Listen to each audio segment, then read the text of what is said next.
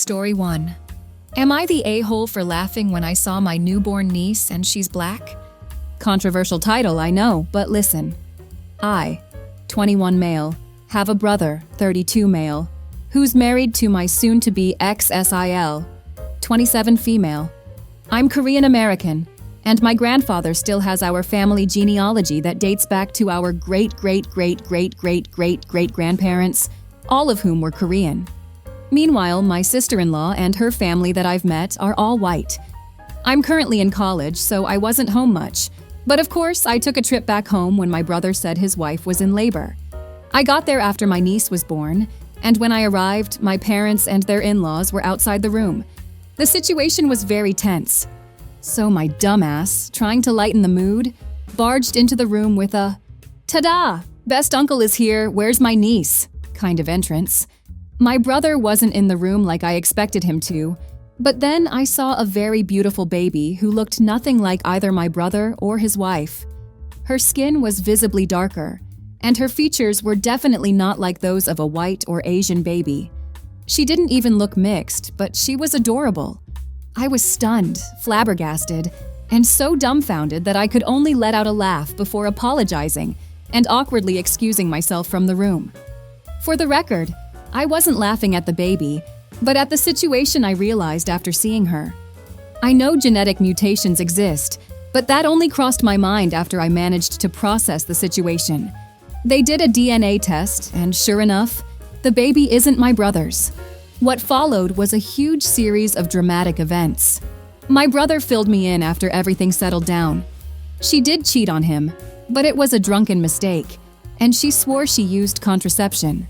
He decided to get a divorce for obvious reasons, but my sister-in-law is still trying to win him back. When my brother cut off contact with her, she went on a rampage and started blowing up everyone else's phones, mine included. Other than begging for my brother, she keeps bringing up that she knows she's a garbage human being, but insists her baby doesn't deserve to be laughed at. I tried to explain, but now I'm being labeled as racist. My brother says I should just apologize and move on, but I don't feel like it. Edit. It as in apologizing again, but I'm all for moving on. Am I the a-hole? Should I apologize? Edit. I forgot to add a crucial detail. I asked my parents first in front of their in-laws, and no one said anything until my father told me to see my sister-in-law without giving me any explanation. I thought my supposed niece was born with a disability or deformity, or that the delivery had been very difficult. That's why I tried to lighten the mood and expected my brother to be there. Sorry, Elmeo. Looks like it's time for me to go to bed. Now for the comments. Not the a-hole. I wasn't laughing at your baby. I was laughing because in that moment I realized that, in your own words, you are a garbage human being. I am sorry if you thought I was laughing at the baby. I was actually laughing at you. Not the a-hole. You weren't laughing at the baby, you were laughing at the situation and the surprise. A simple statement that you think the baby is beautiful and you are sorry for laughing when you first met would be fine. You were surprised. Other than that, you hopefully won't ever need to see her again. I apologized immediately for laughing and explained it was in no way directed at the baby before leaving the room. I also explained it again through text. I guess I should have added that I found her baby is cute as well. My brother absolutely forbids me and everyone else in the family from meeting her, so I got the last part covered. Should I really apologize again? Angle. I also feel bitter because she cheated on my brother. That's why I feel reluctant to apologize once again when I did it already. Yeah, not the a-hole. I am a black man, and everyone in my family is, as far as I know, for several generations. So if my niece has another baby and that child came out with Japanese, Korean, or Chinese features, I also would let out a laugh over the situation because her black Latino husband definitely couldn't be the father. Thank you, this definitely puts my mind at ease. Not the a-hole. The term nervous laughter exists for a reason. In the moment you actually explained that you weren't laughing at the baby. You were laughing at the situation, and it was not funny ha-ha. It was funny, oh crap, this is wild. For future reference, you may never ever barge into anybody's postpartum hospital room. Ever. That basically goes for all hospital rooms, but people who are having or have recently had a baby are in an especially vulnerable position. They might be bleeding. They might be breastfeeding. They might be sleeping. I'm a nurse, midwife, and nursing professor, and I never just barge into a room. Thank you for your reminder and response. I admit it was very dumb of me and definitely won't repeat the same mistake. Thank you once again. Story 2. Am I the a-hole for not letting my friends use my backyard for their wedding because they do not want me to bring a +1? Here is the situation. Last summer, I bought my grandparents' house. This house was the hangout spot for my friends and I throughout our childhood. This includes my friend Dave. The house has a sizable amount of land, which includes a lake and a gazebo. I was supposed to buy the house with my now ex-girlfriend, Leslie.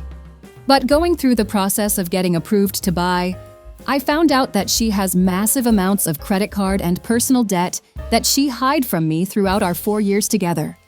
I decided to break up as a result. That was about 6 months ago. I met Leslie because Dave's long-term girlfriend, Kim, is Leslie's cousin. Dave and Kim are engaged and set to get married in April.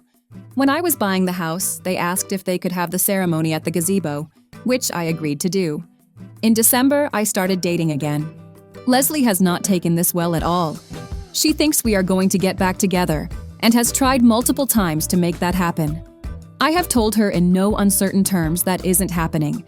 Dave and Kim have asked me to not bring a +1 to the wedding for Leslie's sake. I have told them that this request is ridiculous. This wedding is happening at my house, using my land, and I am not allowed to bring a date because of a crazy ex? If that is the case, then they need to find a new venue for the wedding. They are pissed about this given the short time frame of when the wedding is supposed to happen. So we are at an impasse. Am I the a-hole? Edit. I have seen a few things brought up a number of times in the comments, so I will quickly address them here.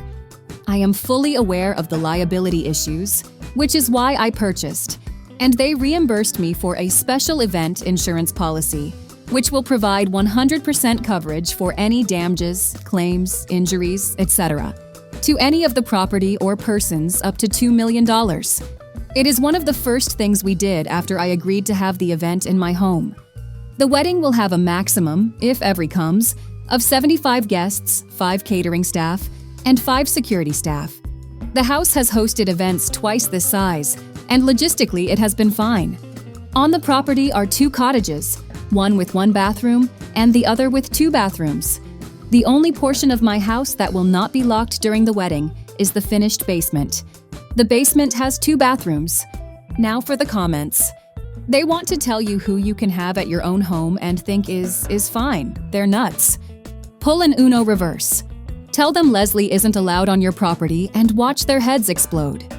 The petty part of me did absolutely consider saying, well, Leslie cannot come to my house or on my land, so it shouldn't be a problem. This is the way. Agree not to bring a date. It's a small concession that actually protects your best interests. Whoever you brought would have the worst time navigating this ex-girlfriend drama. Instead, tell them that you are not comfortable having Leslie on your property and thank them for bringing this to your attention before the wedding. You had thought you could peacefully coexist with the wedding, but if you bringing a date would cause problems, then they've opened your eyes to that not being the case. It's just better for everyone's mental health if she sits this one out. Feed them some bullcrap on not wanting the ex-girlfriend drama to take the spotlight away from them on their special day. This is bonkers. I had a cousin that wanted to use my dad's cottage for her baby shower. Not the same, I know, but some similarities to the dynamic here. And she literally told my family we had to tear down the shed on the property. Needless to say, we politely declined. And guess what? She still begged to use it despite everything. The difference was no one felt cool with at that point.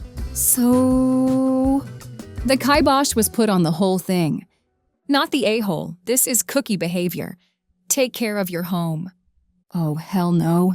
They want to use your house, your land, and then have the audacity to tell you who you can and can't bring?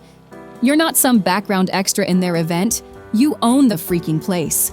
Stand your ground. They can either respect your right to bring whoever you want to your own damn house, or they can find somewhere else to get married. Not your problem. Story 3. Am I the a-hole for telling my brother it's his own fault? So I, 27 male, have a younger brother, Jonas, 24 male, who has never really faced consequences for his actions. Our parents always bailed him out, no matter what he did. Now, years later, it's catching up to him, and I might not have reacted very sympathetically. Jonas has a girlfriend, Lisa, 23 female, who he's been with for 3 years. She's a great person, smart, kind, but also someone who doesn't take crap from anyone. I always liked her and thought they were a good match. Until a few weeks ago.